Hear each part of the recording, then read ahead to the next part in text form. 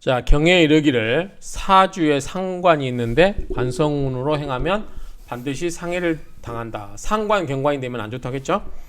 또 상관격이 다시 관성운으로 행하면 예측할 수 없는 재앙이 이른다고도 했다. 이해하실 거고, 그 다음에 오행 상관 중에 화토 상관과 금토 상관은 관성을 끓이지만 금수 상관과 목화 상관, 수목 상관, 목화 상관은 관성을 끓이지 않는다. 자, 밑에 이유가 나오는데 한번 볼게요. 하나씩 써볼게요. 자,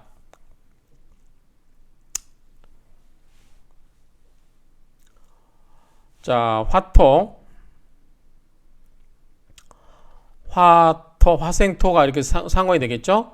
자, 화토의 관성이 뭐죠? 수국화죠.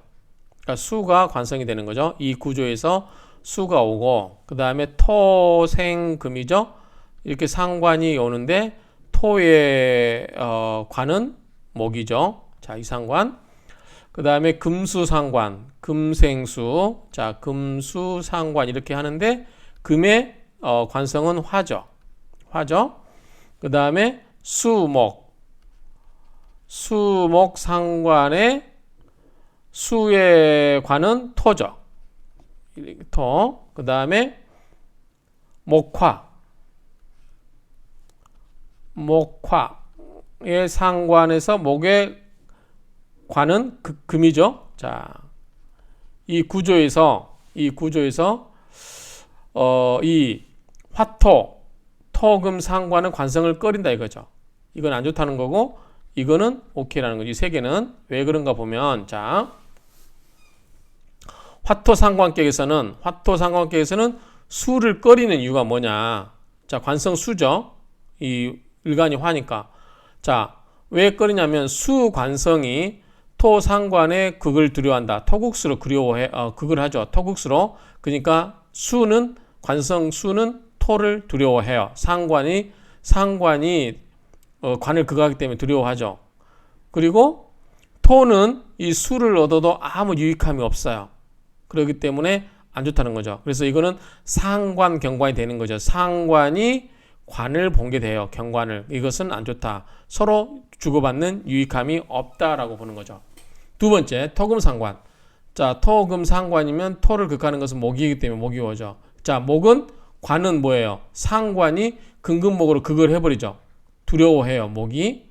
그런데 목은 금한테 아무 쓸모가 없죠. 그래서 그런 의미로 보면 될 것 같아요. 토금 상관격이 관성 목을 끓이는 것은 목 관성이 금 상관의 극을 두려워하지만 금 상관은 목 관성을 얻어도 유익함이 없기 때문에 그렇다는 거죠. 아무 유익함이 없다 이거죠. 그래서 이거는 안 좋다라고 하는 거예요. 관을 끓인다는 거죠. 그래서 이거는 상관 경관이 되면은 안 좋다로 가는 거예요. 이거는. 그런데 자, 금수 상관 볼까요? 금수 상관은 금의 뭐죠? 화죠. 자, 그러면 이 화도 수국화를 끓여 하겠죠. 그런데 금수만 있으면 못하죠. 우리가 차갑죠. 차갑기 때문에 화가 필요해요. 이걸 뭐라고 그러냐면 조우가 필요하다는 거죠. 그래서 금수 상관이 관성을 끓이지 않는 것은 수 상관이 비록 화 관성을 극하긴 하지만 금한 수냉이죠. 금이 차갑고 수가 냉하다는 거죠. 그런데 화의 온기를 얻어서 만물을 구제하고 수화 기제의 공을 이룰 수 있기 때문에 이것은 오케이라는 거죠. 조우상 오케이 하는 거고요. 자, 수목. 자, 수목이면 수목 상관은 수가 범람하면 이게 뜰부자예요. 우리가 앞에서 수다목부란 말 배웠죠. 수다목부. 수가 많으면 목이 뜰부자. 이거 앞에서 배웠습니다. 수다목부가 되니까 토가 있어서 목으로 토를 극한하지만 토가 있으면 어떻게 돼요? 이게 수의 범람을 막아줄 수 있어요. 토국수로 막아서 목이 둥둥 떠다니게 안 할 수 있다라는 거죠. 그래서 토로 하여금 또 뭐다? 토가 이 수를 막아서 목을 둥둥 떠다니게 하는 것을 막을 뿐더러 이 목이 뭐예요? 토에다가 뿌리를 내리고 살 수 있기 때문에 좋은 거죠. 그렇죠? 그 다음에 목화금을 볼까요? 목화금은 자, 왜 그런 거니? 자, 목화가 있으면 화가 화극금을 하죠. 그런데 도끼가 나무가 많은 것을 어떻게 해야 돼요? 가지 쳐줄 수가 있죠. 그런 게 아닌가 싶어요. 그래서 목이 많으면 불하고 목다 화식이라고 했죠. 목이 많으면 목다 화식. 자, 뭐냐면 제가 옛날에 이거 다 앞에서 설명드렸어요. 자, 아궁에다가 나무를 가득 이렇게 집어넣고 깨를 부려서 소죽 쓸 때, 우리 세죽이라고 그러죠? 세죽 쓸 때 제가 학교 다닐 때 이게 나무를 많이 집어넣어서 장작을 많이 넣어서 다시는 장작 안 집어넣고 불 지펴놓고 놀러 가려고 이렇게 했단 말이죠. 근데 갔다 보니까 불이 꺼져 버렸어요. 왜냐하면 이게 불이 탈 수 있는 산소가 공급되는 공기가 들어갈 수 있는 통로가 있어야 되는데 이게 다 막아져 버린 거죠. 그래서 오히려 불이 꺼져 버렸어요. 장작불이. 그럴 경우에 이것을 구멍이 틀어져 막아져 불구멍을 공기가 들어갈 수 있는 공급 통로를 마련해 줘야 되죠.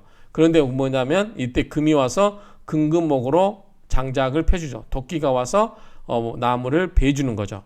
그래서 이거 때문에 이런 경우는 관성이 금이 와도 좋다라고 하는 것 같아요. 자, 한번 볼게요.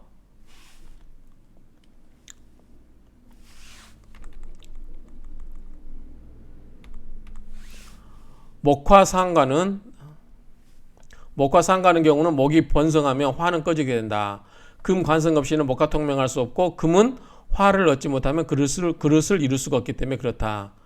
그래서 금은 뭐가 필요해요? 화가 필요해요. 왜? 재련해야 되니까 그래요. 자, 이해하셨죠?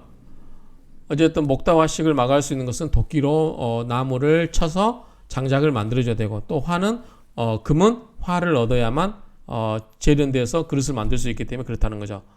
자, 경에 이르기를 화토상관은 상진되어야 하지만 금수상관은 관성을 보아야 하고 똑같은 얘기인데요. 같은 얘기인데 다시 복습해 볼까요? 자, 화토상관은 상진되어야 하지만 여기서 수가 필요하고 상진되어야 하지만 수가 필요가 없죠. 여기서는 아무 의미가 없죠. 토국수 들어가고 수가 토를 막아주는 건 별 의미가 없잖아요. 이건 별로 의미가 없는데 자, 금수상관은 화가 필요하다. 왜냐하면 화가 조우상 필요하죠.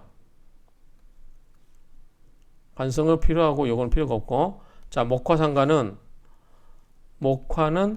금이 필요하다고 했죠. 왜냐하면 장작을 떼서 불이 탈 수 있게 해주고 금은 화가 필요해서 화를 얻어서 재련할 수 있기 때문에 그렇다고 그랬죠. 그 다음에 토금은 목이죠. 토금은 관성목을 제거해 오히려 관을 잃을 수 있고 이런 경우는 필요가 없죠. 그 다음에 수는 토죠. 그래서 토가 수의 범람을 막아서 목이 뜨는 걸 막아주고 그 다음에 목이 토에 뿌리를 내서 자랄 수 있기 때문에 있어야 된다는 거죠. 이런 경우는 다 좋다. 앞에서 이야기했습니다.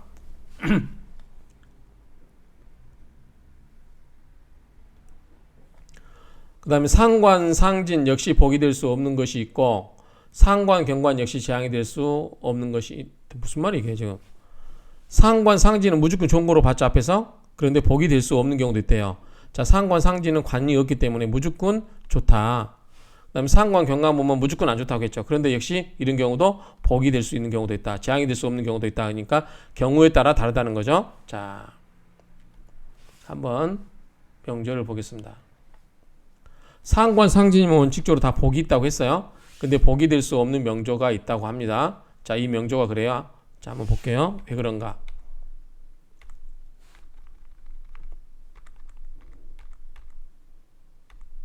자, 병화일주가 미토니까 양음이니까 상관이죠. 그렇죠? 이거는 상관. 요거는 겁재. 요것도 겁재죠. 요거는 인성이죠. 편인이죠. 온통 불바다죠. 불바다. 미토도 저토죠. 병일 자화에 오화가 있어서 일주가 왕성한데 엄청 왕성하죠. 여기에 오화가 있으니까 왕성한데 두 개의 오화와 두 개의 정화, 두 개의 미토가 있어서 재성, 관성이 모두 상징되어 있다. 지금 재성이 없죠. 재성은 뭐죠? 금이죠. 재성이 없어요. 그 다음에 관성, 관성은 수죠. 수도 지금 관성인데 없어요. 그러니까 우리가 상진되어 있는 경우 상관 상진은 좋다라고 했는데 수가 없기 때문에 좋다고 그러죠. 근데 재성이 없으니까 이거 좀 흠이죠. 재성과 관성이 모두 상진되어 있다. 없다는 거죠. 이미 상관 상진되어 있어도 비록 상관 상진되어 있어도 사주의 화기가 태왕하고 너무 화죠. 다 온통 불바다예요. 설기 동안 막중하며 이게 또 미토가 저토라서 이거 우리가 화의 기운을 설기시킨 거 뭐라고 그랬죠? 진토나 축토라고 그랬어요. 습기가 있어야 되죠. 물기가 있어야만 화의 기운을 뺄 수 있다고 그랬죠. 근데 미토하고 술토는 뭐예요? 저토예요. 저토. 바짝 마른 토란 말이죠. 그러니까 더 이상 화의 기운을 뺄 수가 없어요. 미토나든가 미토는 뭐예요? 여름의 토잖아요. 그러니까 그 여름의 때학볕에 화의 온기를 열기를 땅속에 그대로 저장하고 있는 토란 말이죠. 그러니까 미토, 술토 밑에는 수가 없어요. 진토와 축토 밑에는 수가 있죠. 그러니까 이럴 때는 진토, 축토는 화의 기운을 뺄 수 있지만 이런 거는 뺄 수가 없으니까 온통 불바다예요. 온통. 비록 상관 상진돼서도 사주의 화기가 태왕하고 그렇죠. 설기 또한 막중하며 운이 동남화로 행하고 화죠. 자, 임묘진 이게 동남으로 흐르고 있죠. 옛날 관법으로 보면 오래 못 살기 때문에 이렇게 보는 것 같아요. 동남으로 행하고 있기 때문에 1점 재성의 기운이 없죠. 재성이 언제 옵니까? 여기서는 이때 오죠. 그렇죠? 근데 이게 10 아니요. 한 자리 10, 20, 30, 40, 50이잖아. 50 이후에 오잖아요. 그러니까 옛날 사주를 보면 이게 굉장히 죽은 이유일 수도 있어요.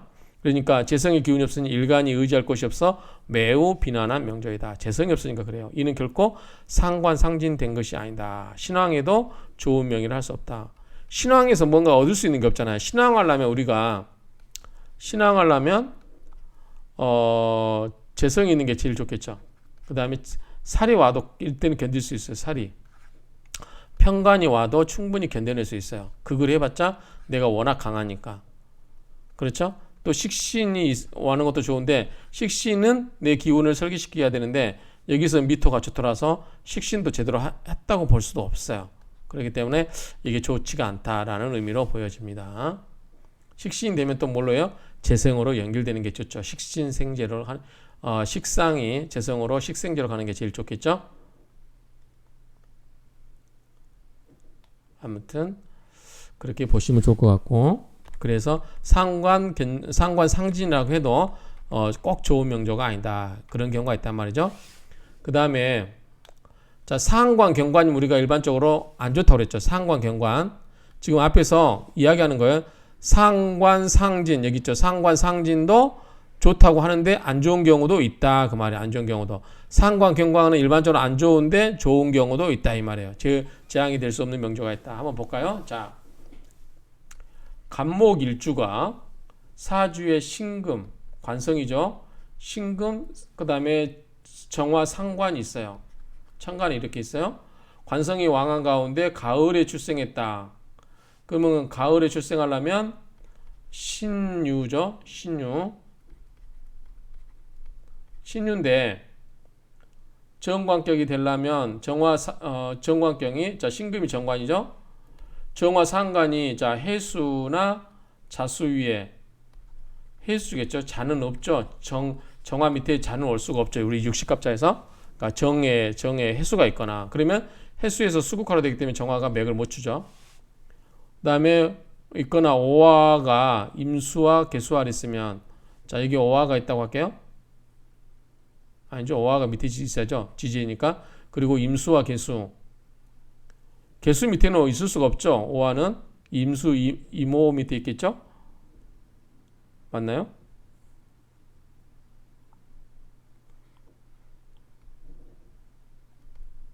그래서 이런 밑에 있으면 정화는 관성을 손상할 수 없으므로 관록을 얻은 명조이다.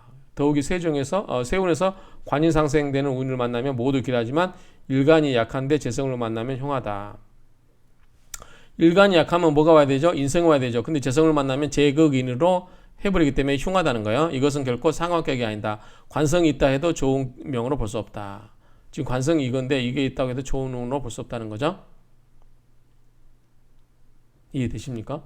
다시 한번 정리해볼까요? 제가 이해가 안 되는데. 자, 간목이 있어요. 간목이 있고 사주에 신금 관성이 있고 정화 상관이 있어요. 그런데 관성이 왕한 가을에 6월에 태어났다. 신신은 없으니까 신유월에 태어났어요. 아니, 6월에 태어났어요. 이게 일지가 이렇게 돼. 월지가 신유라고 가볼게요. 자, 6월에 태어났어요. 그럴 경우에 이게 정관격이죠. 우리가 격을 따질 때 정관격입니다. 자, 6월에 태어난 신금이기 때문에 간목이 6월에 태어났으면 신금이 천간에 투철됐으니까 정관격이 됩니다. 정화 상관이 이 상관이 해수 위에 있다. 해수나 자수인데 자수는 있을 수가 없죠. 정해수 위에 있다. 해수 위에 있다. 그러면 수국화로 영향받아서 상관이 역할을 못하는 거죠. 그리고 오화가 임수나 밑에 오화가 지지가 오화가 있는데 임수나 있다. 이모가 있겠죠. 개수는 없겠고 60갑자가 말이 안 되니까 이모가 이렇게 있다. 그러면 정화는 관성을 손상시킬 수가 없다. 왜? 정임 한목을 하거나 수국화로 각을 당하거나 밑에 해수가 이 정화를 깨버리죠. 그렇죠? 그러면 상관이 역할을 못해요.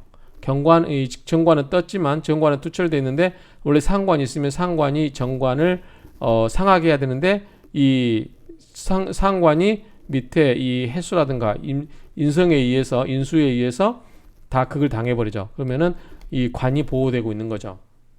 그래서 세운에 관이 상생되는 손상할 수 없으므로 관록을 얻을 명조다. 관록을 얻었죠. 관이 더욱이 세운에 관이 상생되는 운을 만나면 모두 길하지만 일간이 약한데 재성을 만나면 재성이 뭐예요? 토죠. 그러면 이 수를 다 깨버려요. 그러면 어떻게 돼요? 정화가 다시 관을 깨버리죠. 그러면 안 좋겠죠. 그러면 흉합니다. 이것은 결코 상관격이 아니라 관성이 있다 해도 좋은 명으로 볼 수 없다. 자, 이 정도로 하고 넘어가겠습니다. 원국에 약간의 상관이 있지만 관성을 손상하지 않는 경우 관성으로 행하여 관성이 왕성, 강건하거나 또는 인성으로 행하여 상관과 칠사를 제어하거나 또는 재성에 도움이 있으면 좋은 명이 될 수 있다. 당연한 얘기고요. 그러나 다시 상관으로 행하면 병이 생겨서 일어날 수 없게 된다. 그렇지 않으면 구설, 관사, 파재, 재앙이 잇따라 일어난다. 잇따라? 이렇게 쓰나요? 잇따라? 이렇게 안 쓰는 것 같은데.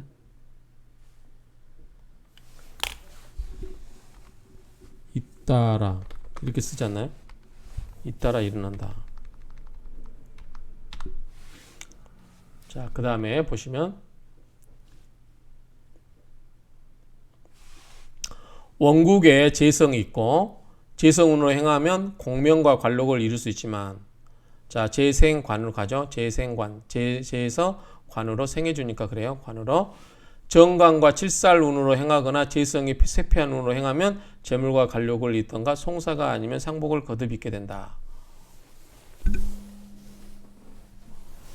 정관과 칠살운으로 행하면 재성운으로 가면 이렇게 좋지만 정관과 칠살로 가면 좋지 않다는 거죠.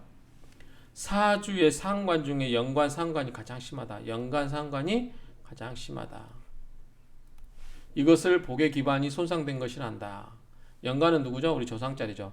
조상의 상관이 있으면 조상자리에서부터 관을 깨버리니까 좋지 않다고 보는 거죠. 옛날에는 이것은 복의 기반이 뭐다? 연간에 있다 그러죠.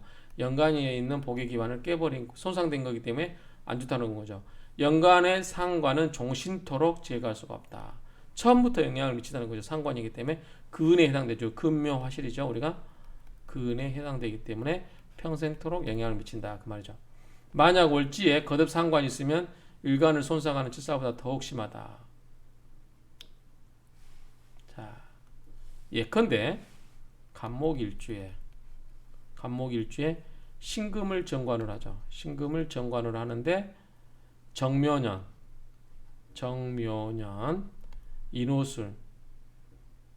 인호술생이라면 자 밑에 인오술이면 뭐예요? 화죠. 인호술생이라면 상관이 거듭하여 정관을 본다. 자 이렇게 가는 거죠. 자 인호술 밑에가 화면 화극금으로 정관이 다 깨져버리죠. 그 말입니다. 정면연도 마찬가지죠. 이것도 정화가 화극금을 해버리죠. 상관이 극을 깨버리죠. 그래서 안 좋다는 거죠.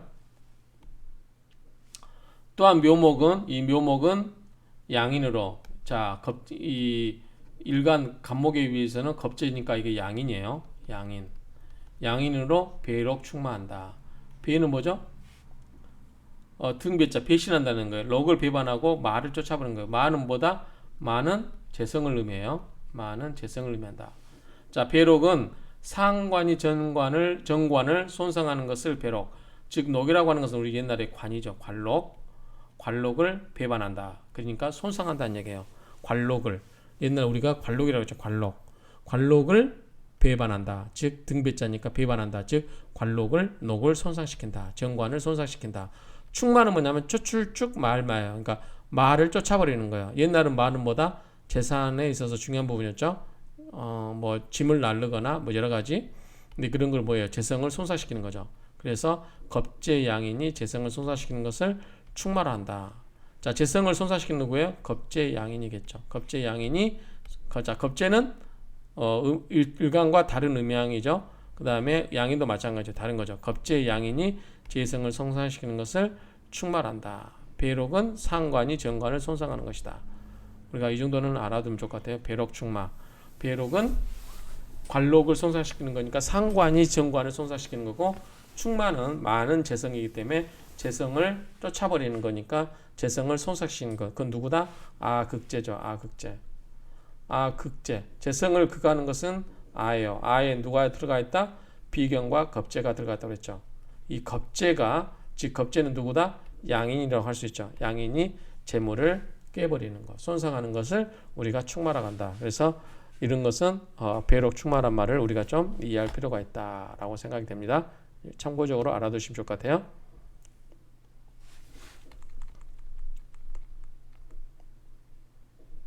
자, 배록 충마가 되면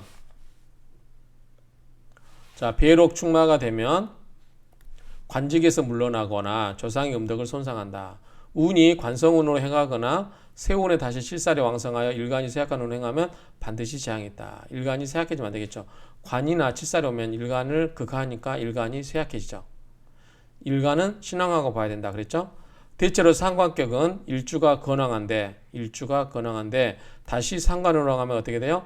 기운을 뺏기죠. 그러면 명예와 이익은 있지만 일주가 미약한데 재관으로 행하면 재앙이 이루 말할 수 없다. 재성과 관성은 뭐예요? 재성은 내가 극을 해야 되니까 힘을 써야 되고 관성은 나를 극을 하기 때문에 더 손해죠. 그래서 일주가 미약하면 아무튼 재앙이 따른다 이렇게 보시면 돼요. 재앙이 따른다.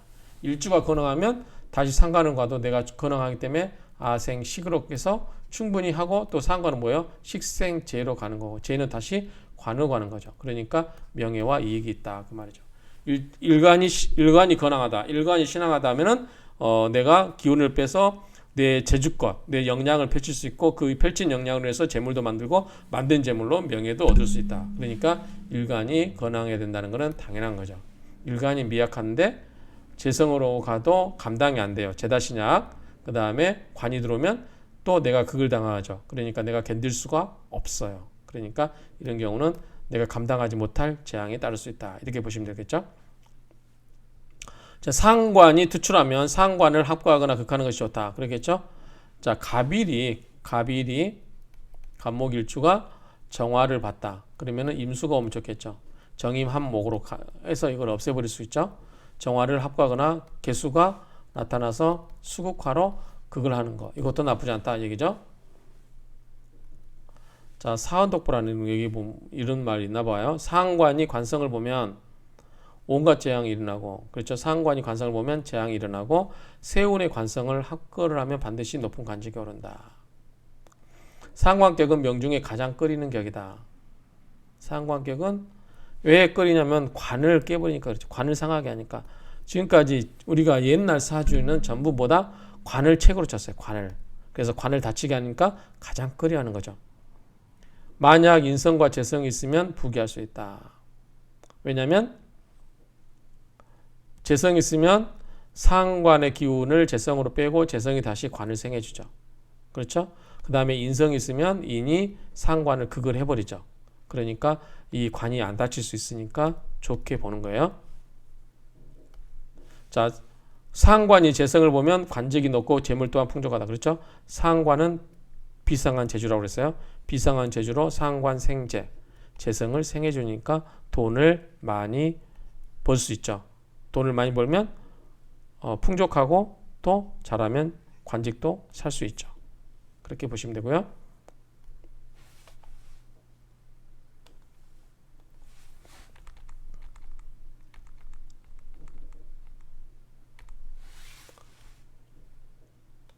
자, 이거는 상관이 상진된 명조는 다재다능하고 계략이 많고 기계가 높고 오만하다. 약간 관을 상하기 때문에 오만해 보이는 거죠. 강교하고 사람을 없이 여기고 뜻이 크다. 광골이 높이 솟아있고 골격이 크고 눈이 크면 눈썹이 거칠다. 상관이 만약 인수를 보면 기함이 많다. 인극식을 해버리죠. 그래서 관을 지킬 수가 있어요. 상관을 인수가 극을 해버려서 상관이 관을 상하게 하는 것을 막을 수 있기 때문에 귀함이 있다 이 얘기죠. 일주에 있는 상관은 상관운의 얼굴을 다친다. 상관격에 재성이 없고 양인이 있으면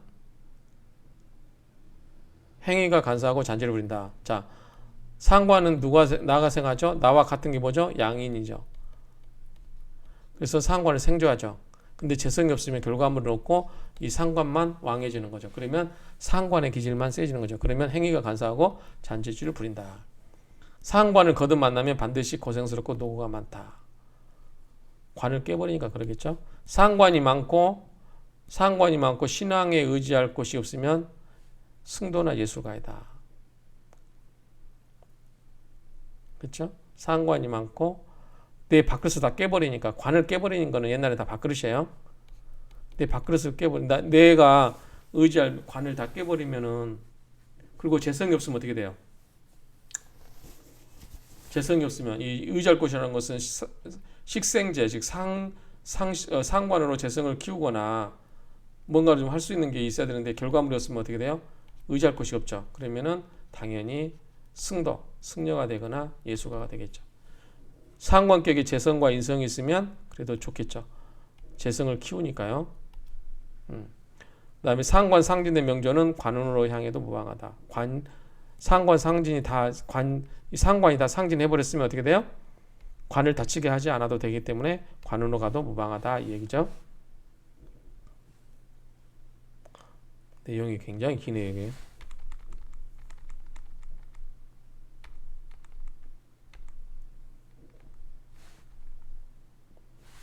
자, 월에 상관이 투출하고 시의 재성이 투출하면 좋겠죠. 상관, 자, 월에 이렇게 월에 상관이 여기 나왔어요. 상관, 여기 시의 재성이 나왔어요. 그러면 재성을 생겨주니까 말년에 돈이 많아지는 거죠. 비결 보면은 상관이 매우 중하면 반드시 자식이 적다.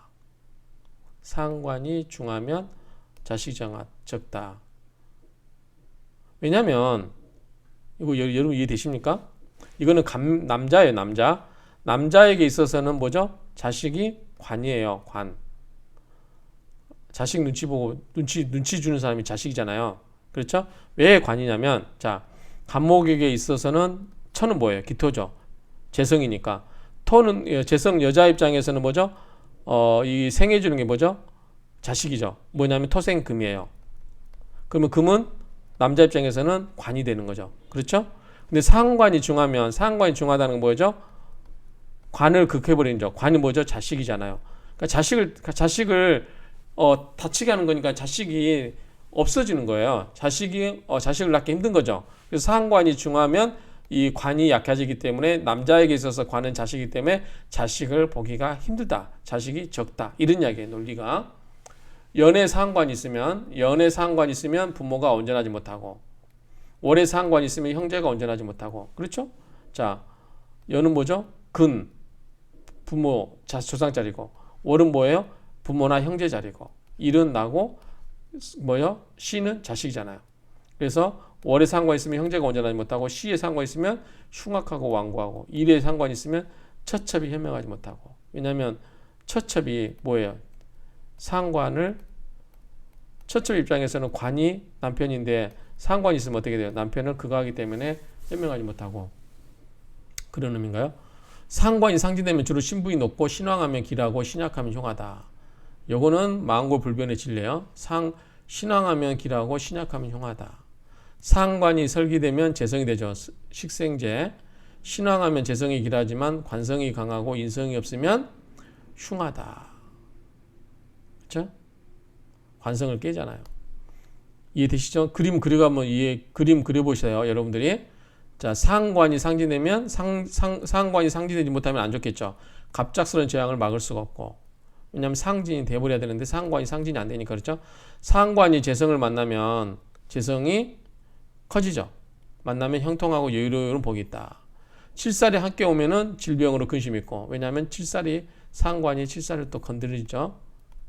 그러니까 질병으로 근심이 있고, 신앙화나 의지할 곳이 없으면 고독함을 피하기 어렵다.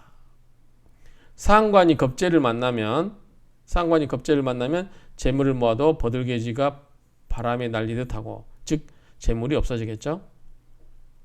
겁재라고 하는 것은 재물을 없애는 거니까 상관에 인성이 없으면 통제가 안 되죠. 임극식으로 상관을 극을 하죠. 그러면 이익을 추구해도 연입으로 비를 바치는 것 같다. 무슨 말입니까? 연입이 크나요? 면적이 넓은가요? 이익을 추구해도 일단은 상관이 인성이 없으면 좋은 거 아닌가? 인성이 없으면 극을 안 당하잖아요. 극을 안 당하니까 상관이 있으면 재성을 키울 수 있죠. 그럼 돈을 만질 수 있는 거 아닙니까? 이익을 추구해도. 근데 내용은 안 좋은 것처럼 되네. 연입으로 비를 바치는 것 같다? 이게 좋은 의미입니까? 안 좋은 의미입니까? 연입. 나중에 또 원전 강도 갈 때 한번 더 보도록 하겠습니다. 현재는 이 정도 내용을 이해하면 될 것 같습니다. 어쨌든 상관은 그러니까 결론적으로 이번 그 상관에 우리가 이것만 딱 하나만 기억하면 될 것 같아요.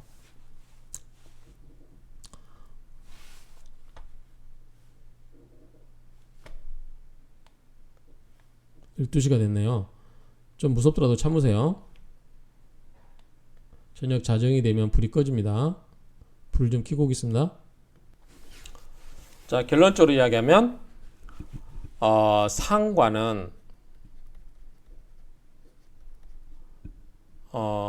상관은 흉신이다. 그렇기 때문에 상관은 관을 보면 안 된다. 그렇죠? 그래서 상관, 견관은 좋다 안 좋다? 안 된다. 관을 벗어는 안 된다. 그 말이죠. 그러면 이 관을 안 보고 있는 게 그러면 어떻게 되냐? 이거는 상관,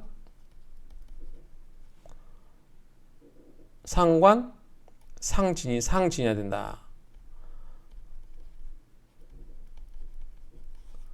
그렇죠? 이 상태가 되면 좋고 이 상태가 되면 나쁘다. 상관 경관을 보면 안 좋고 상관 상진이 되면 좋다라고 하는 보는 거죠. 근데 경우에 따라서 이 상황이 해소되는 경우가 있으니까 일률적으로 이렇게 이야기할 수는 없다. 이게 결론인 것 같아요. 자, 상관 경관은 좋다 안 좋다? 안 좋다. 차라리 관이 없어요. 그러면 극할 대상이 없잖아요. 그러면 분란이 없죠. 싸움이 일어나지 않습니다. 근데 그런 경우는 상관 상진에서 이 상관의 기운을 다 빼버리고 상관이 통제되면은 관이 들어와도 좋다. 그렇게 정리를 하겠습니다.